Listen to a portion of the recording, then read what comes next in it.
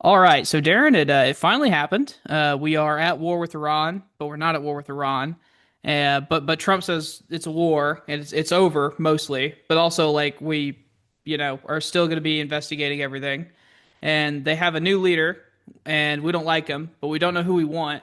So this whole thing seems a little fucking chaotic, right? So for the listeners, in case you've been living under a rock, Iran was attacked by the United States and Israel not long ago, and we basically did a decapitation strike on their leadership. Tons of people in the IRGC are dead. The Ayatollah Khomeini is now dead. They named his son as the predecessor, and also Khomeini, and his dad is dead, his mom is dead, his brother is dead, his sister is dead, his wife is dead, his son is dead, his daughter is dead. So, in case we were looking for a new leader that was going to embrace Western civilization and Israeli dominance in the region, I think we can cross that one off the list if this guy's their leader. So, that's just me personally thinking that. But, Darren, if you got any insights into what happened and, what you think will happen going forward, then by all means, the floor is yours. All right. Well, as of now, now that we've given the brief rundown, I'm not sure what will happen. It's hard to predict because from the very get-go, the attack that the U.S. and Israel performed on last Saturday uh, was so, or I guess 2 Saturdays ago, it was so effective that I believe within that first night, like 50% of of Iran's missile launching capabilities had been destroyed. Many of their missiles had been destroyed, and that number has only decreased. I think I've seen some estimates, and it's all estimated, tentative, but I've seen estimates as of today, which is Monday. Um, oh, what's today's date? The ninth. The ninth. Okay, Monday, March 9th. So we're in the 10th day of this war, and I've seen numbers like 90% of Iran's launchers have been destroyed, and that quite a few of their missiles have been destroyed as well. So now they're relying more on suicide drones. So basically, all that to say, where we are now is Iran has been weakened incredibly. I don't even know how much of a capacity they have to retaliate, even though I know they want to. It seems like every time they get ready to fire something off, we're able to spot it and bomb it before it's launched because we have air superiority over a really large chunk of the country, if not the entire country now. So they really have no way of stopping us.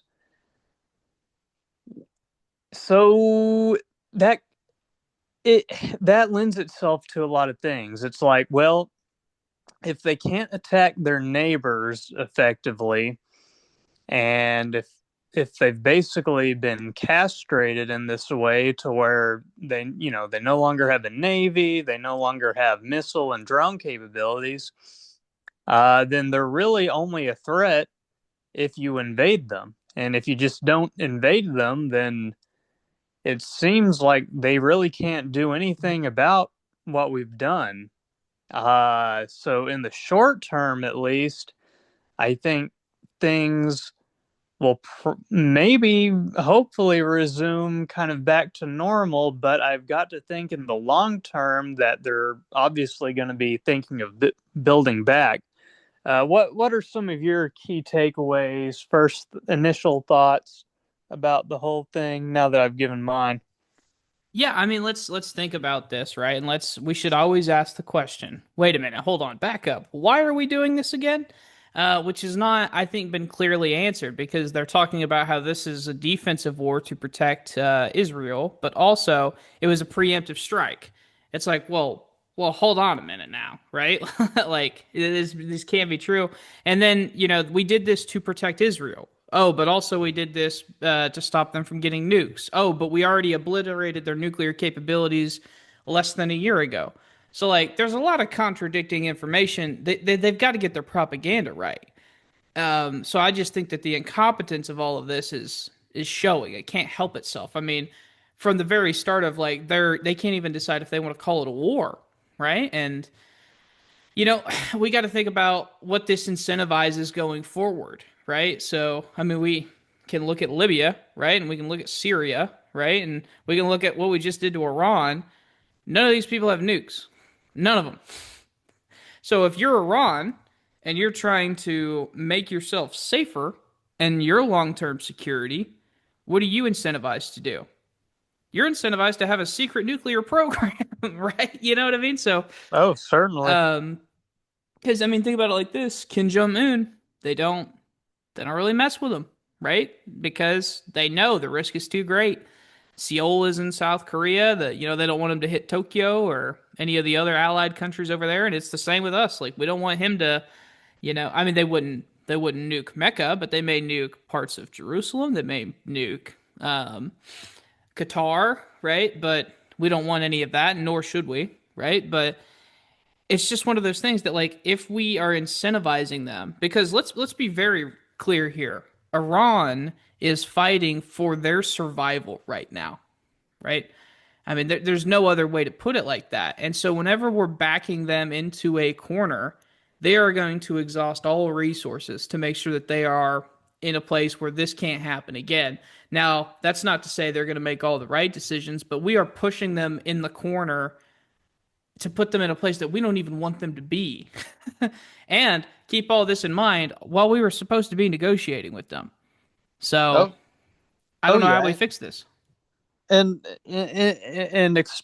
expanding on what you just said about backing them in a corner, we've already seen them acting in ways that I would call irrational, maybe. I mean, I think there's probably an argument for some of the actions, but I mean, they are certainly acting like a cornered animal. They're lashing out against the Gulf countries. Hmm. So they're like bombing civilian infrastructure, like airports. They're hitting hotels with drones, missiles, uh, all kind, things that are really not good for these Gulf countries that rely on tourism.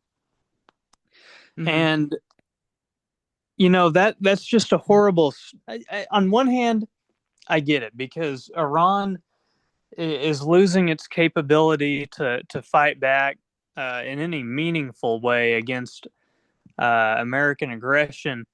So the only way they can really hurt America is by hurting America's interests. So the economic things hurting the Gulf countries and hopefully worsening ties between the Gulf countries and the U.S. But I think their plan has backfired because I've seen reports that, if anything, the Gulf countries are just, pissed at Iran, and all their ire is directed at Iran rather than the U.S. for instigating the whole fight. So, yeah, I mean, it's scary because now that Iran is acting like a caged animal, now I wouldn't call it terrorism necessarily, but they're taking actions that are semi-terroristic, especially now that the Supreme Leader is dead and can't rein in the IRGC. Yeah, yeah. I mean, I don't think that there was ever a scenario where bombing like Dubai or the UAE or Qatar was going to be like, oh, we're going to blame the United States and Israel for this. I did, that just bad strategy. But it's one of those things. The more conservative, and I don't mean conservative in the American sense. The more radical zealot people in the IRGC. That's who's running the ship right now. Unfortunately, this is the same mistake we made with Saddam Hussein. Is that yes, he wasn't great and he wasn't the best guy ever, but also he was definitely the more rational, clear head in the room compared to who's in charge now, especially after the death of his father. So it's one of those things that like I said, we've pushed them to the point where like they feel like they have to lash out on somebody, even if they can't lash out on us.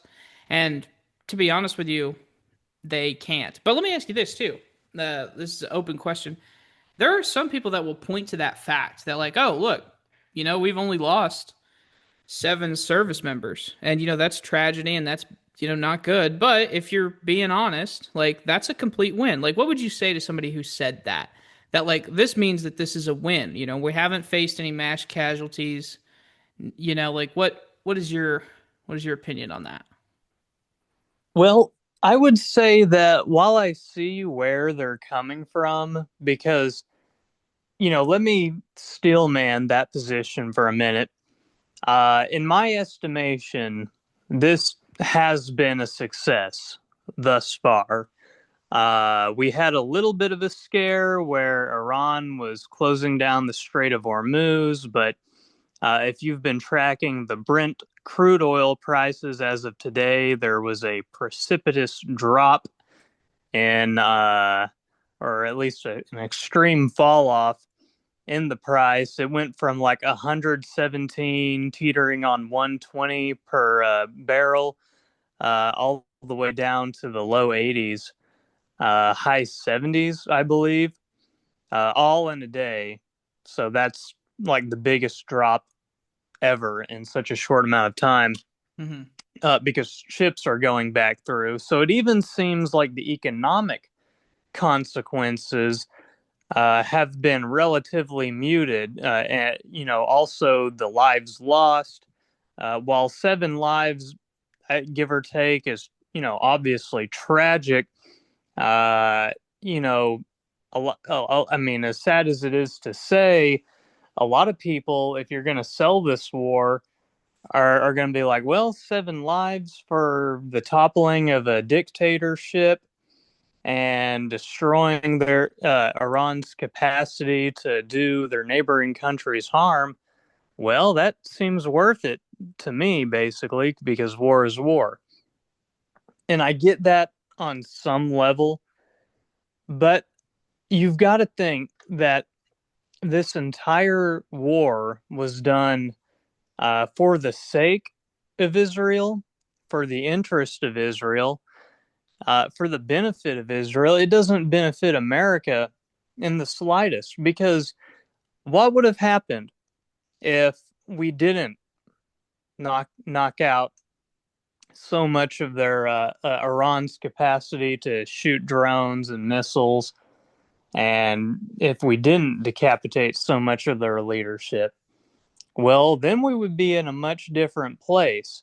We would be in a place where if the Strait of Hormuz was closed down for even 3 months, well, we're talking about, I want to say 25, give or take, percent of world oil exports, flows through that narrow little strait between Iran and the UAE. So that would, that would make oil prices across the globe skyrocket to like, I don't know how much a barrel, but imagine if it got, we got to 120 about today. Imagine if it went all the way to 200. So we're talking about like $6 a gallon. So America, it would hurt a lot. We could weather that. Poorer and developed countries could not. So it would be more than a global recession. It would be a global depression that Trump would have induced, that he was playing with fire. He was risking inducing a global depression just for the sake of Israel. It offered no benefit to us to do what we have just done to Iran, because they were far away from a nuke. So, and they don't have ICBM capabilities. So, for all intents and purposes, they can't harm Americans. Yeah, no, that's 100% true. Like, for anyone in the audience who was like, "Well, we did this for national security reasons," not only does Iran not have the will for such an attack, I understand that they scream things in their Congress, like, death to America and all that, but that's bluster, right? I mean, that's nothing crazy. They don't have the capabilities to hit the homeland U.S., right? I mean, they wouldn't make it out of Central Command. For those of you who are not military minds, Central Command is like it's like a division of the world, but it's the one focused around the Middle East. Like the Central Command would not let them like even anywhere near. Their jets don't have the fuel to make it here. Their missiles don't have the range to make it here. Their ships wouldn't even leave the Indian Ocean. Like they have zero capability to hit us in the homeland. Okay, the only national security reason there is just as you said, is Israel, specifically Benjamin Netanyahu, wants to topple this government. And, like that's fine. I can understand why Israel, it might be in their interest to have Iran toppled. But that does not mean that we have to do it on our dime, right? Something I was looking at before the podcast started, in Iraq and Afghanistan, we spent in the neighborhood of like $6 to $9 trillion on this war. We're spending about $2 billion a day now.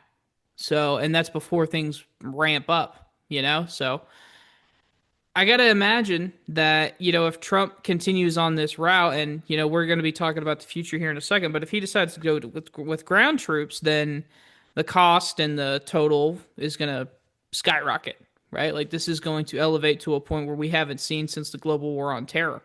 So I'm very, very unaware of why he decided to take this risk because it's not like it's a political win, and I feel like they had to know that, you know? Like this he had to be a true believer in whatever Netanyahu was telling him because any other calculation in my mind makes no sense. So, I don't know. Yeah, yeah. I mean, beyond the day-to-day cost, a billion a day, $2 billion a day, America could weather that. What we really couldn't weather would be a global recession due to the closing of the Strait of Hormuz. That is, that was and is still such a dire possibility that, the actions Trump has taken, even though they seem successful thus far, uh, not worth the risk, in my estimation. And, if it all goes according to plan, then, I'll at least be relieved. But it's shameful that Trump would do that for the sake of a foreign people, and for his own people. What's the last good thing he's done? I don't know that I can name it. So, oh, I'm sorry. What you were talking about his future? Yeah, his future because of what he does. Like, not only is it not in America's interest, it's Hmm. not in Trump's interest to do it. This is one of the most unpopular things he's done throughout his entire second term. I believe this war has about a 75, give or take, percent disapproval across the board, with almost 100% of Democrats being against it, and a majority of independents being against it. Hmm. Something I did notice, though, the base doesn't seem to be, they don't seem to feel all that betrayed by it. I believe 85 roughly percent of Republicans are in favor of Trump's Shocker. actions. Yeah, shocker. Yeah, I mean, I honestly kind of thought that this would be, that number surprised me a lot. And look, I mean, I know how cultish people can be, but 85 seems awfully high. I mean, surely people have learned their lesson from the Iraq war. It's just hard to fathom that it would be so high as 85%. But Well, I think the propaganda is good for the boomers in the sense that like they can point to Venezuela because like from all accounts, like I know I opposed it and you thought it was fucking cool, but they can point to that and be like, well, Trump's different. Like he just gets stuff done, right? Like and they, and listen, I've seen the polls. If you look at the age, it is very clear who is for this and who is against this. The old fucks are super on board with this, and then the Republican youth is like the only faction within the Republican Party that's like somewhat opposing this, which makes sense because they're the ones that would have to go fucking fight it. That is true. Yeah, I think the boomers are still. I don't think the anti-Israel wave has quite hit them to the extent it has the young folk, at all. That it's hit the young folks. The Democrats are strongly anti-Israel now, so I think if anything, this is just going to push the Israel lobby more into the hands of the Republicans in the U.S. I don't know that Israel has any Democratic support at this point, save Bill Maher and Sam Harris or something. So, Yeah, I mean, there's a few of them that think this is cool. Like, I mean, you said Bill Maher, right?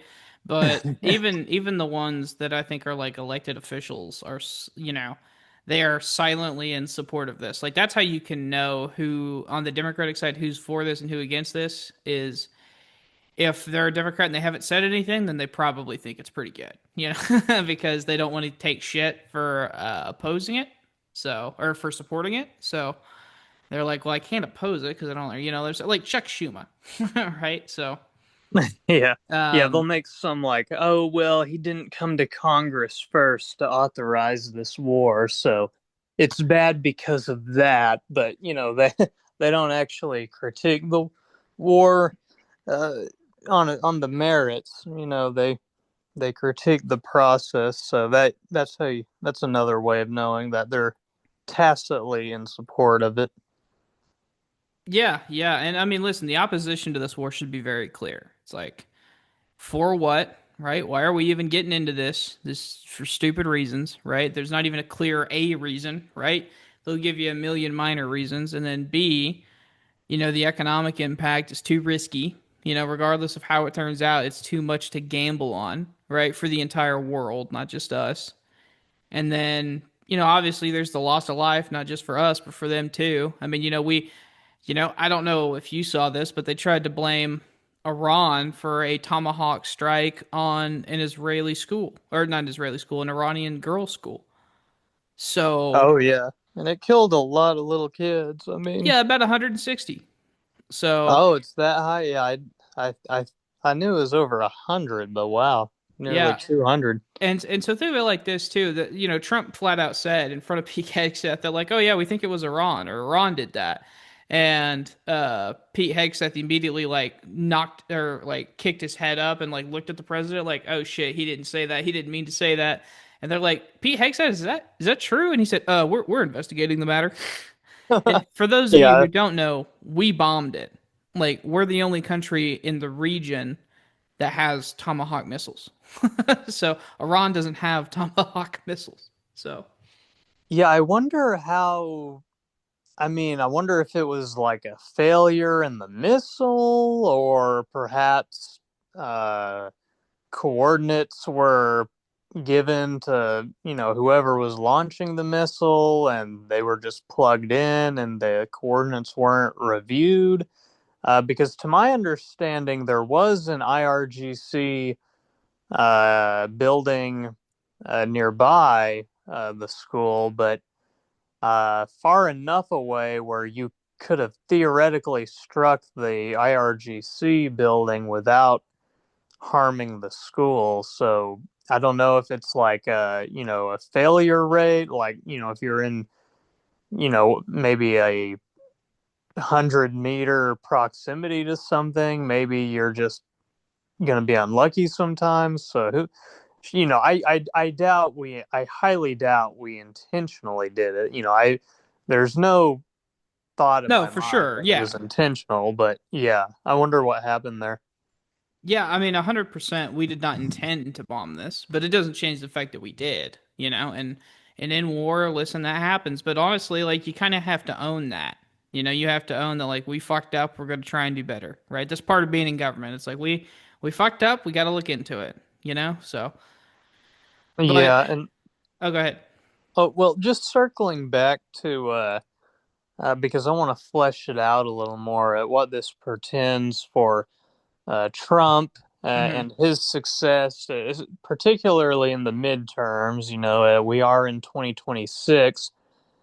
Uh, I think now I'm kind of thinking that not only will the Democrats take the House, which I think was basically a guarantee, Sure. but I think now the Democrats will probably take the Senate because this term has just been proven to be so beyond unpopular that I think the backlash will just be immense. Even if the Iran war, if Trump is able to sweep it under the rug and tidy it all up come November, I think this That would was be the just, miracle.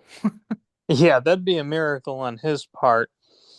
I think the American public at this point is just so angry about the warmongering and stuff, in an unjustifiable war, too, that there's going to be like mass turnout for the Democrats. And I think that would be for the best. I think whatever impediments we can place upon the Trump administration at this point would probably be for the best because he has proven that his instincts are terrible and that if left to his own devices with no guardrails, he will do just the worst of all things.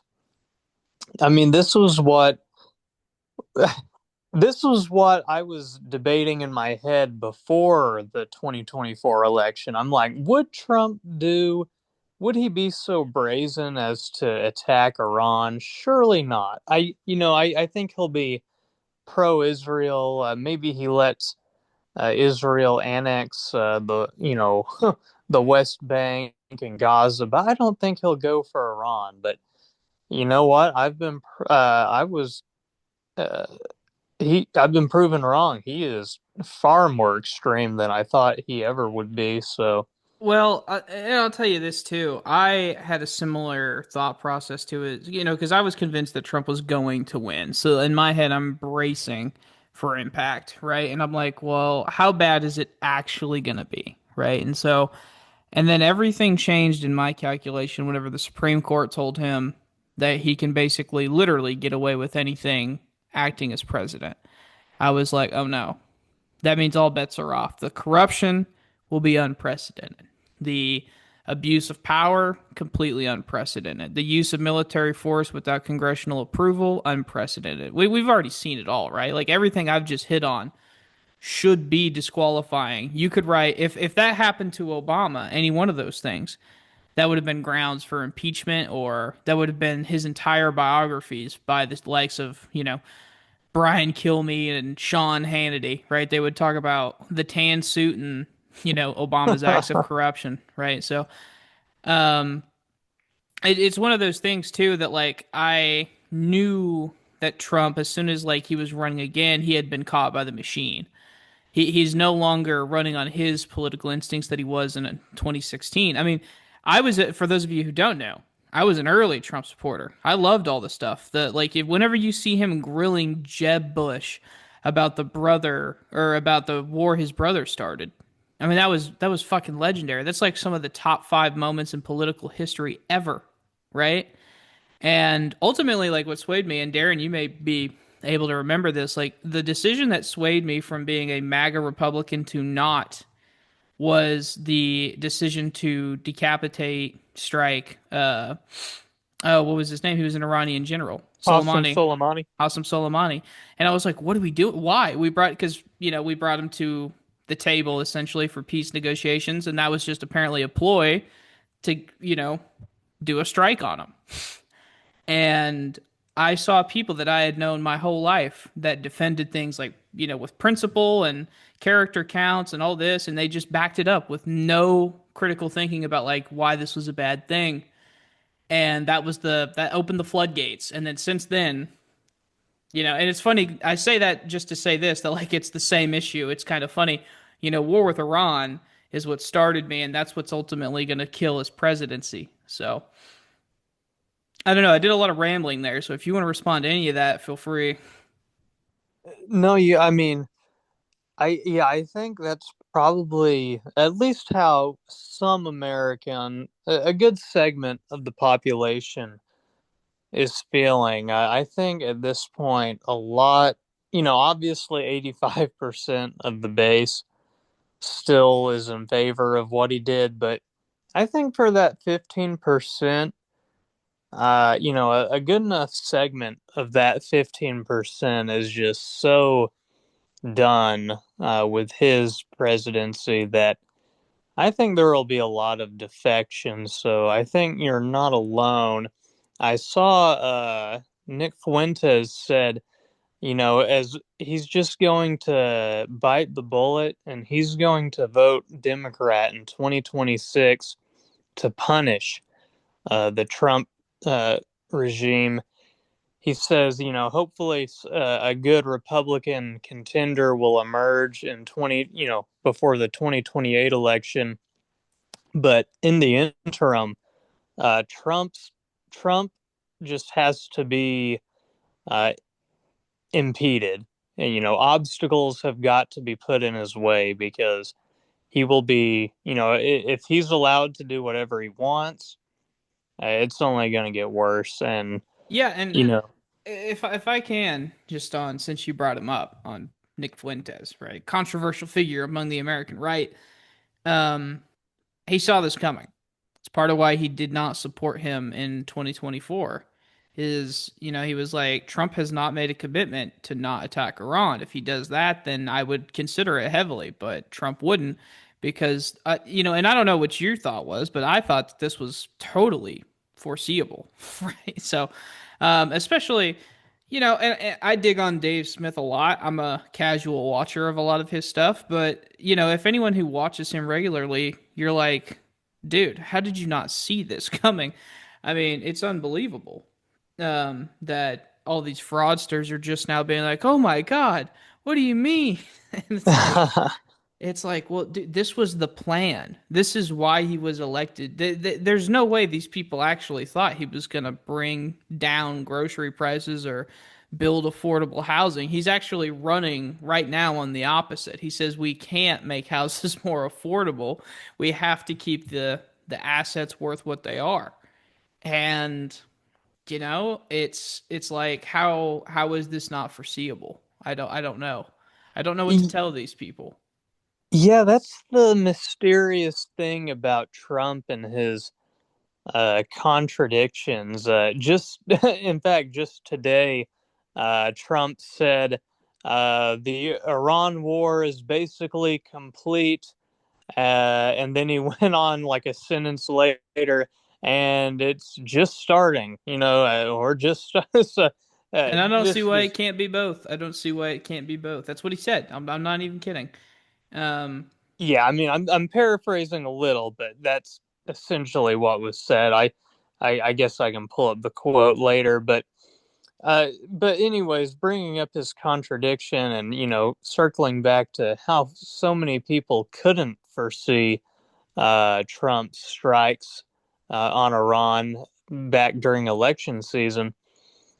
Trump was able to deceive quite a few people in terms of what they thought his policy would look like and how his presidency would go. People who I think are pretty smart. I don't believe Dave Smith is some genius, but I think he's fairly discerning. Richard Hanania, which is someone I respect and someone I, follow and listen to, and he's changed my mind on some things. He voted for Trump, and then I believe within maybe 3 months or less even, that he came to regret his decision. So yeah, and even the Muslims in I believe it was Dearborn, Michigan. I Hmm. believe they actually had a pretty good turnout for Trump, and they almost got it in their head that he would somehow liberate Gaza, or something, which, obviously that seems ridiculous, especially in hindsight, but Trump has just this amazing power to speak out of both sides of his mouth, in such a way that anyone can project their fantasies onto him. So, if you're somebody who wants to absolutely destroy Israel, then you can find a quote from him and be like, oh my gosh, he's my guy. But if you're like an ultra Zionist, like Jewish chauvinist or something, like, Ben Shapiro, then, you can vote for Trump and be like, oh my gosh, this is my guy. So the anti-Semites and the philo-Semites, the Zionists, they all voted for the same candidate. Isn't that amazing? It's out fucking standing. And one, not to touch on it too much, but I thought Nick Fuentes is in terms of like political analysis, is pretty good at like assessing things. For example, like there was a chatter. So it was after he said the famous line that like we need to support the Democrats in 2026, that the Republicans have to pay a political price and the House is not enough. We have to have the Senate, right?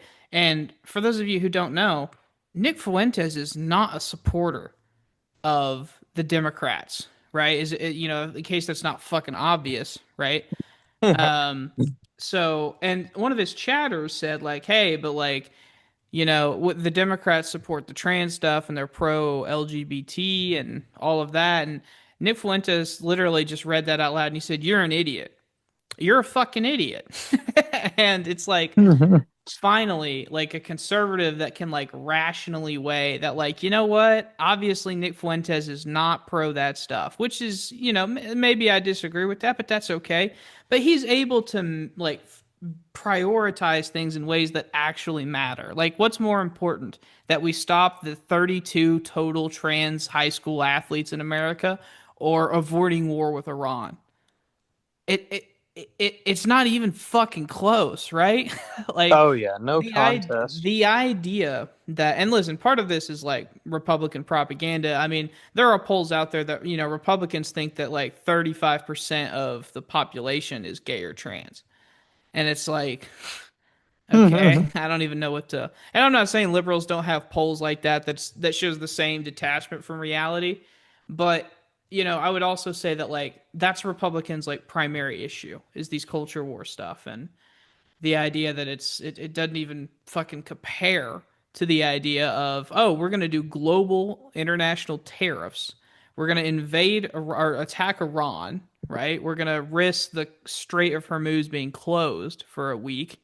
Like, all of this stuff is like unbelievably, like, how do we even get here? But I digress. I just had to give him his flowers because he's really, as far as I know, one of the only Republicans that called this from the start. He said, we're not going to get the deportations we want. We're not going to get the lower prices. We're going to go to war with Iran.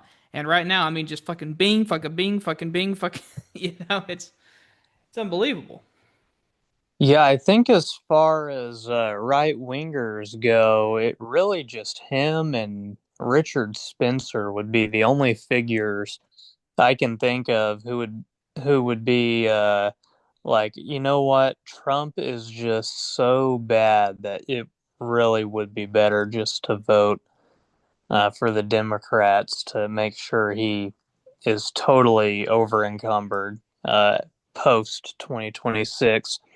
So, props to him in that regard. And I'm glad he said it, because I think that should be the attitude of anyone with a critical mind towards these things. With that being said, let's circle back to Iran again and touch on kind of the ramifications, not just for Trump, but let's talk about the ramifications for, I guess, America and the world as a whole. Uh, I'm thinking this is going to be one of those blunders that really just diminishes our credibility uh, across the world because I get that, a lot of the European nations, they're anti-Iran, so maybe this won't hurt their feelings towards us so much. It'll probably hurt the feelings of the polity, but as for the elected officials, I think they're basically on board. I think this is one of those things. It just will make Americans so unpopular abroad, and I wonder if eventually the Arab nations, in the Gulf, maybe their calculation going forward will be, maybe America is not the greatest ally to have because if they're, you know, causing all this tension in this region, which is so reliant on, stability for tourism, stability so that oil can ship out, can be exported. Maybe it's time to loosen ties with America and go somewhere like China, where things are more stable. China is not going to intervene anywhere anytime soon, other than maybe Taiwan. So maybe in the future there will be a little bit of a world realignment. Yeah, I mean it's one of those things like we don't want to give countries the opportunity to go to China willingly, right? So like we want them if a country has a choice, we want them to align with us, right? Um Mm-hmm. and that's, everyone from Iran to the UK, right? Like in an ideal world, like maybe we're not best friends with Iran, but we have good diplomacy, we have stability in the region, which promotes American interests, like, the price of oil being down and our allies in the other Arab states, like you said, their economy is very tourist based. And that's very critical, knowing that like missiles aren't going to launch at your hotels and airports. So that's good. Um, One of the other things that I think it's interesting to think about with the Trump administration because basically what you had in Iran in 2008 and 2012 and 2016 was okay, there's a problem. We think that they might be enriching more uranium than we thought. Let's come to the table. Let's come to some sort of agreement. And that's exactly what Obama did. It took 2 years. We have to hide it from the Israeli government. I don't know how many people knew that, but the product of 2 years of negotiation of secret negotiation in Switzerland was the Iran nuclear deal. Basically, we unfreeze their assets, they open their doors to inspections, they promise not to do it for anything other than nuclear power, and it was a win-win. And by all accounts, Iran was honoring the deal. Okay? There might be some slip ups, right? But overall, it's fair to say that they were honoring the deal. And then immediately, an election happens here in the United States, and you basically have, give or take, 5 years worth of work that you got. Think about how crazy the Iran deal was, Darren. You got countries such as the United States, the EU as a whole, the United Kingdom, Russia, China, South Africa, India, Japan, all of these countries signed on to an agreement. That just by itself is unfucking believable. And then it got unwritten by one president because he thought he could do better and didn't even try. So the message that I'm receiving if I'm a world leader is that even if a Democrat wins, what's the fucking point of doing this negotiation with them? You know, somebody can just come in, rip it up in front of my face, and say, I want another one. So, I don't know if that Oh made any yeah. sense or No, if that was no. just me rambling, but I mean, shit, the Iranians tried, and I'm not saying they're the best people in the world. They're not. I'm not pro Iran, but we came to an agreement. They were honoring their side. We're the ones who fucked up, you know? Oh, certainly, certainly, and let's talk about the future Yeah, of absolutely. Iran. So, as you mentioned early on in the podcast, Mojtaba Khamenei, the son of Ali Khamenei, who we just killed, has just been appointed the new supreme leader as of today. And from what I can tell, not much is known about him. However, the consensus I'm seeing online is that he is, if anything, a hardliner and seems to be well connected to the IRGC, and especially the morality police wing of the IRGC, the Basij, Basij. So I'm assuming that's how you pronounce it. So this guy seems, if anything, worse than his father in terms of a leader you would want to live under. And as you said, we just killed his whole family, and I believe we injured him as well. It's possible we injured him as well. So I imagine he has some resentment to Israel and the U.S.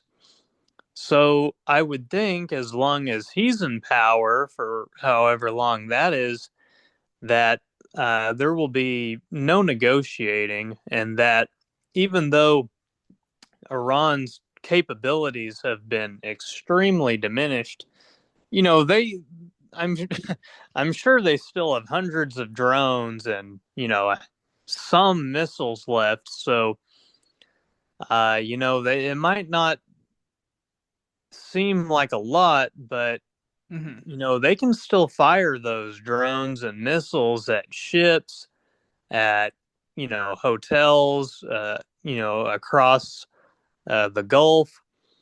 They can, I mean, yeah, they can fire stuff at us and Israel. So this is allowing him to remain will be incredibly destabilizing.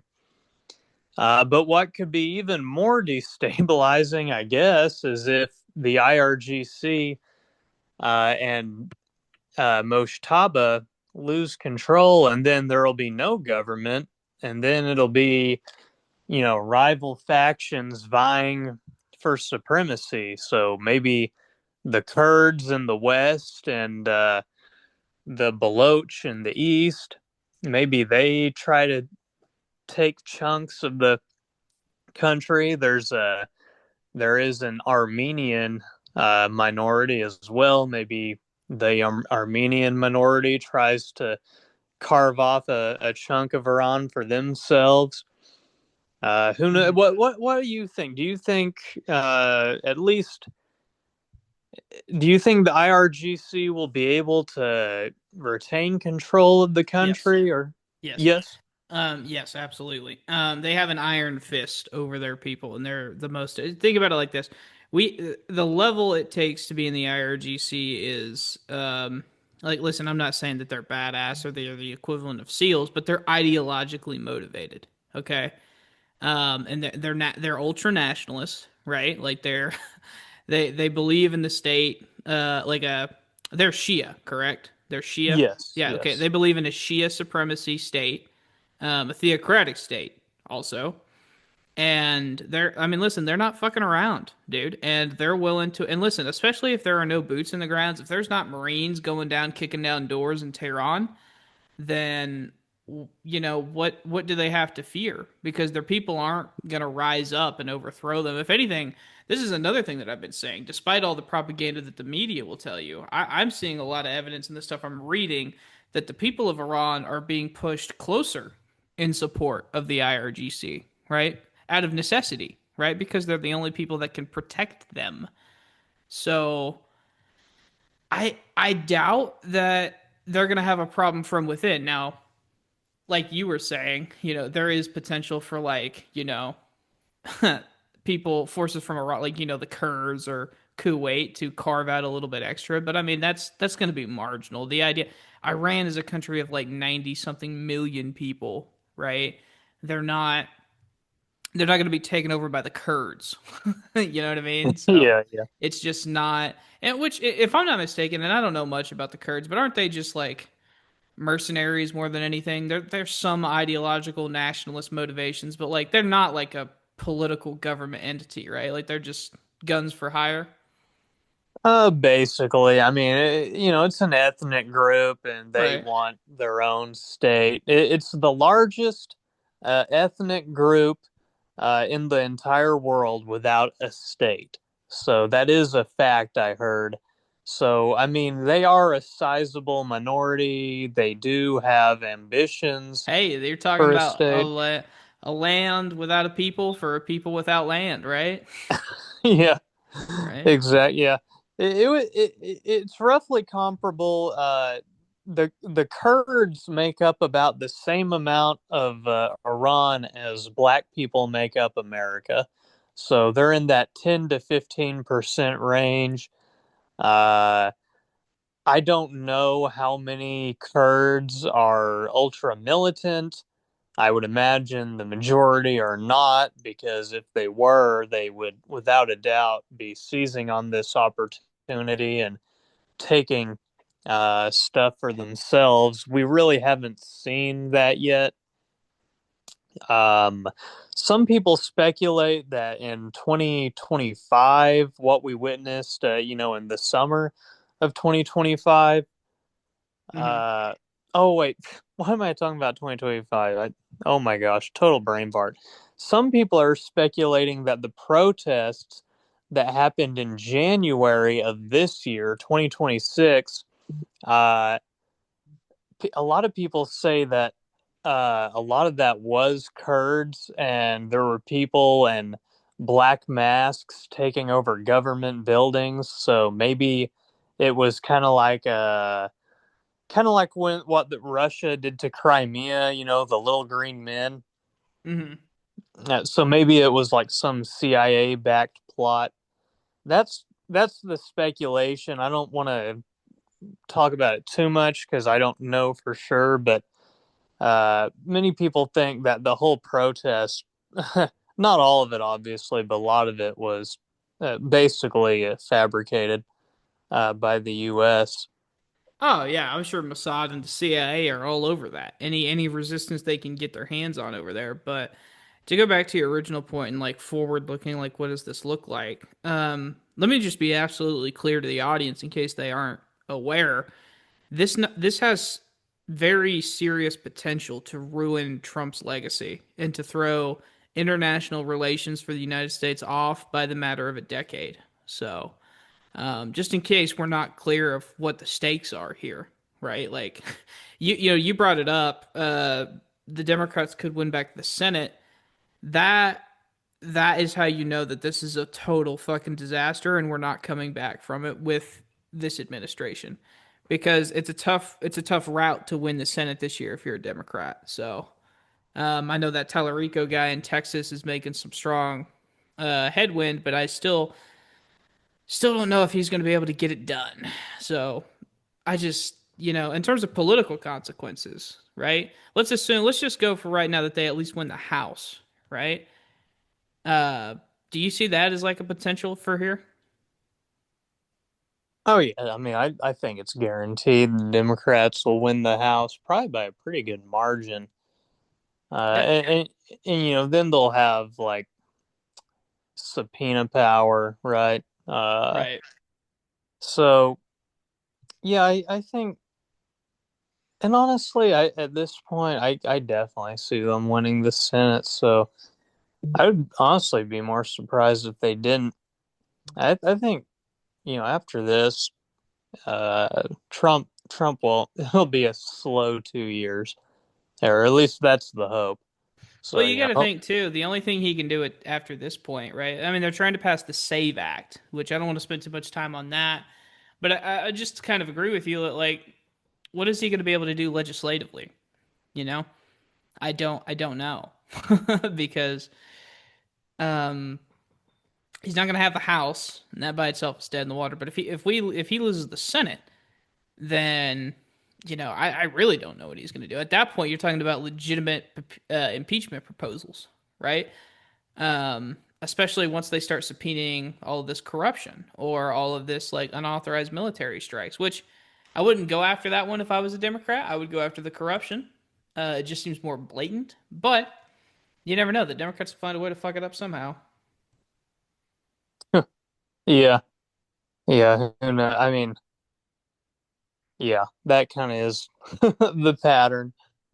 They do squander opportunities, so we'll see. We'll see. Maybe I'll be proven wrong. Maybe they won't win as big as I thought, but time will tell. Well, for what it's worth, I'm rooting for it. I just, we have to put up as many obstacles for this administration as possible because they cannot be left to their own devices.